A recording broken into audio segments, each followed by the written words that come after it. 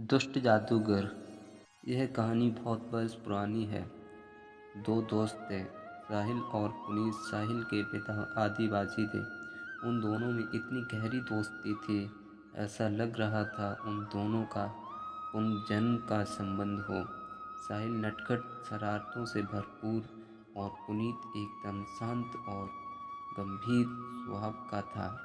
वक्त पड़ने पर एकदम दोनों एक दूसरे के लिए मर मिटने को आतुर रहते थे। उनके गांव में कोई हाई स्कूल नहीं था, इसलिए उन दोनों को नदी पार करके स्कूल जाना पड़ता था। बरसात का मौसम था, उनकी आर्थिक परीक्षाएं आने वाली थीं।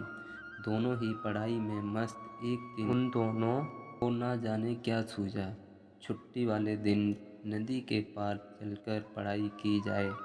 दोनों ने घर में कहा कि आज हमारी एक्स्ट्रा क्लासेस लगेगी। दोनों ही तैयार होकर घर से झूठ बोलकर स्कूल के लिए रवाना हो गए।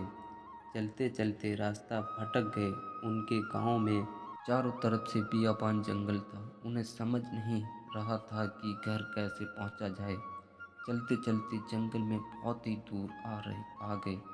उन्होंने सुना था कि उनके गांव में एक ऐसी गुफा है जिसमें से अंदर जाकर दूसरी तरफ से निकलकर अपने घर के रास्ते में पहुंचा जा सकता है। वे गुफा की खोज कर रहे थे। वह गुफा हमें मिल जाए और अपने घर पहुंचा जाए। अचानक साहिल का पैर एक तीखी चीज से टकराया। वह एक बहुत ही नुकीला पत्थर था।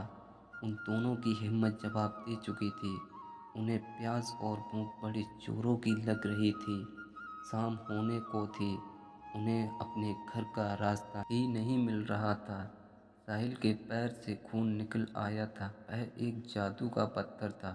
पुनीत ने वह पत्थर अपने जेब में रख लिया था। कोई अगर उन्हें मारने आए तो उसे चुबाकर उससे बच सकें। अंधेरा होने को था। दोनों का डर के मारे बुरा हाल था। दोनों सोच रहे थे कि हम पता नहीं कहाँ फंस गए। वे दोनों डरपोक नहीं थे। उन्होंने फिर भी हिम्मत नहीं हारी। सोचने लगे अब क्या किया जाए। वह चलते चलते बहुत दूर निकल आए। दोनों ने देखा सामने ही एक पुराना खंडर था। उसमें वह जाकर रात बिता देना चाहते थे। वह वहां पहुंच गए। रात को उन दोनों को डर लगने लगा। वे दोनों सोचने लगे कि हमारे मम्मी पापा हमारे लिए परेशान हो रहे होंगे। अब क्या किया जाए। सामने ही एक बड़ा घर था। दोनों उस घर में घुस गए।